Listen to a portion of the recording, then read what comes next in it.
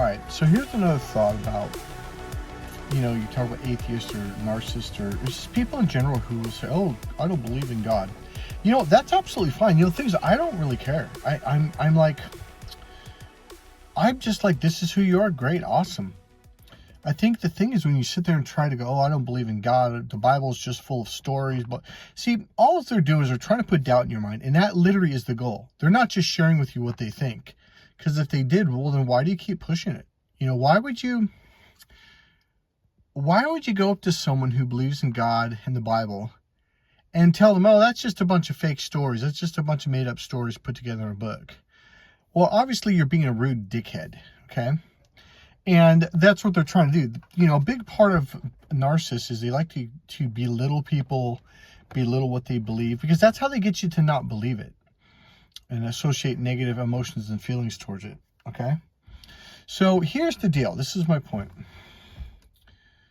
So one thing that you invariably run into is they'll say stuff and, eventually you'll be like, wait, what? It says that in the Bible? I didn't know that. And you're like, where does it say that? Like, oh, I don't really know. And then they'll say something else. You're like, like the whole, sorry, I laugh at it every time. The whole, God looks like Santa Claus and he's up in the clouds looking down on us.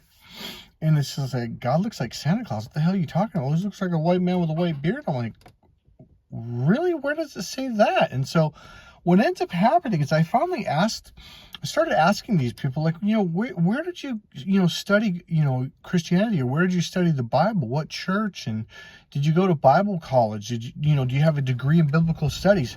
They're like, well, no, of course not. I told you I don't believe in it.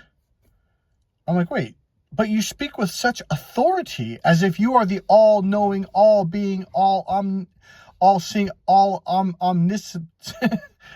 omnipotent one, God.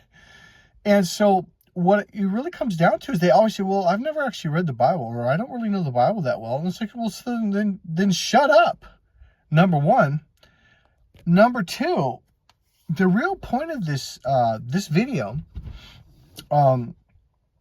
is that nobody ever said that getting to know God was an easy task.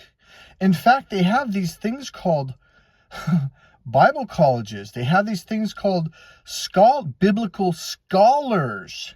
These are people who have gone to church since they're 2 years old, every Sunday, gone to Bible study, gone to youth groups, gone to college and got their bachelor's, master's, and or doctorate degree in biblical studies. And you just think, oh, I just don't believe it. First of all, that's fine. I have no problem with that. But don't sit there and say like, well, I don't believe it. I'm the authority and therefore it's all fake and it's not real. And I think it's not real. God's not real. Right?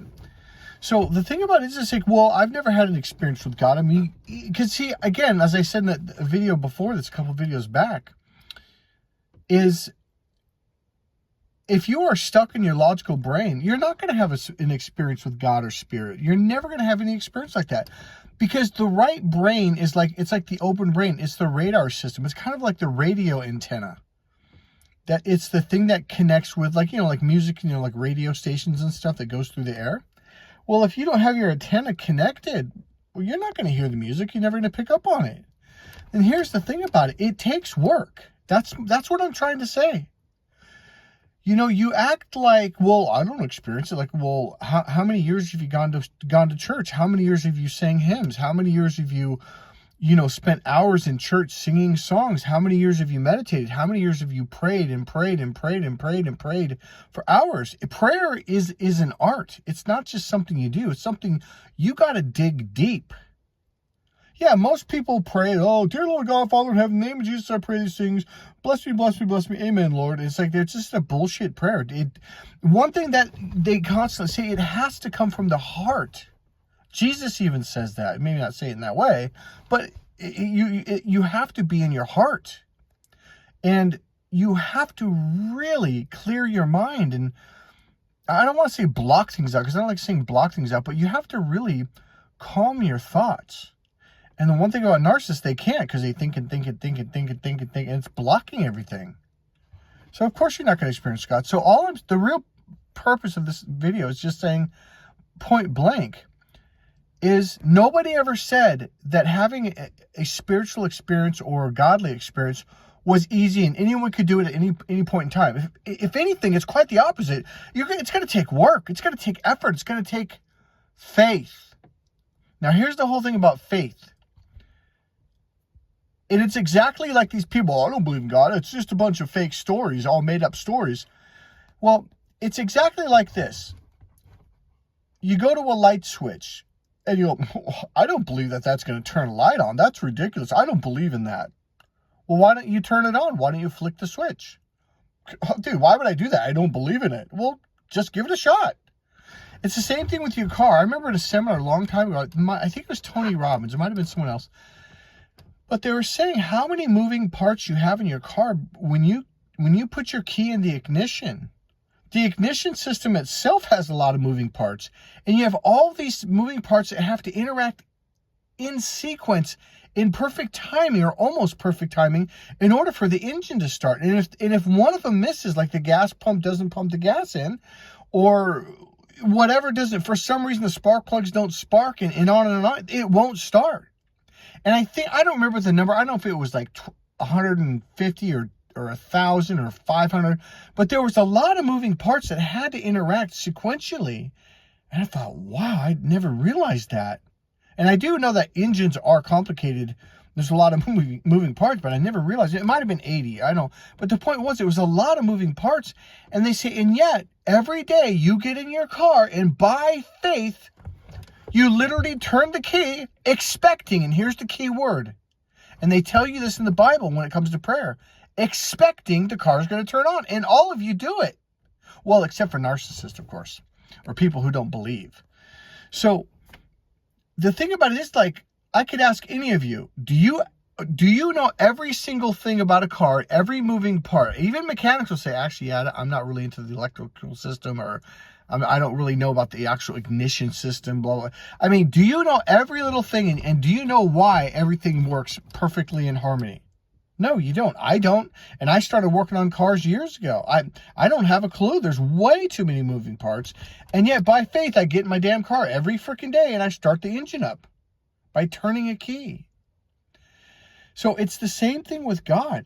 It does take faith, because faith is literally like the light switch. You have to turn it on, and faith is what turns it on. It's like faith is like you have to open the door and walk in the room. That's faith. If you don't do that, well, too bad. So you're sitting here on the other side of the door, the light switch is off, and you're not going to turn on the light switch, and you're not going to open the door simply because you say, well, I don't believe because I haven't had an experience. It's because you have to go to the other side. You have to open the door, man. Well, I don't want to put the effort into turning the knob on the door and pushing the door. It's just so much effort, and I just don't believe, and therefore it's not real. Oh, because you don't believe it's not real. Well, have you really taken time? Now, So the real question really comes down to one question. Have you tried? Have you really honestly spent years of time dedicating yourself to opening up to receive God, to have an experience of it? Have you meditated every day for years? Have you prayed every day for years? Have you read the Bible every day for years? Have you learned? Have you approached it with an open mind and a willingness to learn? And they'll say, well, no, of course not. I mean, I don't believe, right? So you could sit there and say, well, like, did you believe in math class in the first day of first grade? Of course not. You didn't know anything about it. Well, yeah, but I mean, everyone believes in math class, so therefore it's real. So it's like, well, same thing with the Bible, same thing with the religion, whether it's Christianity, Buddhism, or Muslim. It's like billions of people believe this. Billions of people. It's not like 100,000 or 50,000. We're talking billions with a B. So the only way you can learn math is with an open mind. You had to want to learn. You had to honestly want to learn. Otherwise, you wouldn't learn.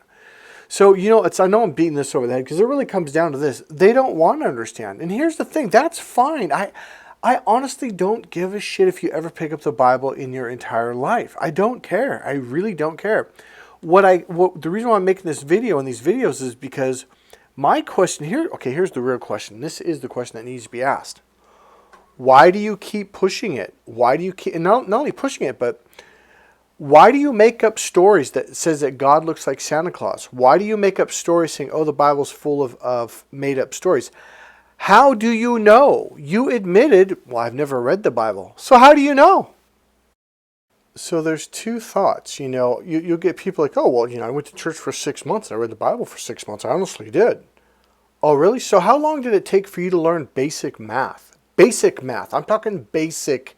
It's called basic math for a reason. It took you about 4 or 5 years to genuinely understand and get pretty good at basic math. And then you had to learn division and multiplication. And then you went on from there.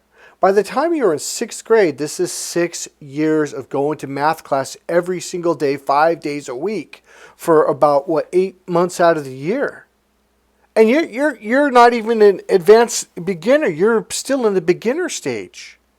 So you think that you're going to master the Bible, one of the most complex books on the planet, in 6 months? No, you're a liar. You're a bullshitter. You're full of shit. What really comes down to is you don't want to understand the Bible. And again, that's okay. That'd be like me saying, well, if you don't want to be a welder, you don't have to be a welder. You don't even have to pick up one book or read one paragraph of how to be a welder or how to be a truck driver or how to be whatever. I don't care. What I care about is you sit there and come across as the God-given universal authority of the Bible and it's not real. How do you know? You've never read it. So I can't tell you how many times people would say, well, of course I haven't read it. I don't believe in it. That's the dumbest. Stop right there. How dumb could you, if there was a room full of 100 or 1,000 or 1,000,000 or 1,000,000,000 people listening to you, they'd be like, is this guy dumb or what's his deal? So you don't believe in something you know absolutely nothing about? Oh, okay. And yet you come across as the authority and you proclaim and in almost a demanding, authoritative tone. You have no authority here. You have no right to any demanding tone of anything because you're uneducated on the subject. Point blank, you're ignorant. And you let your ignorance show and everyone's seeing it.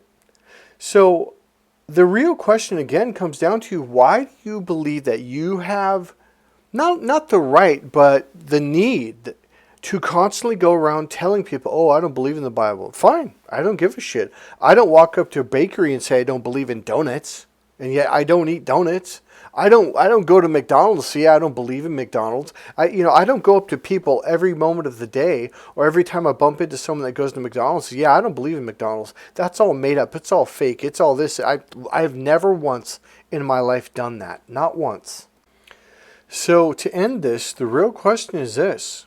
Why do you have the need to go around for years, probably decades, constantly telling people that the Bible is made up of stories, fake stories, and that God looks like Santa Claus, or that's what people claim, even though nowhere in the Bible does it say that.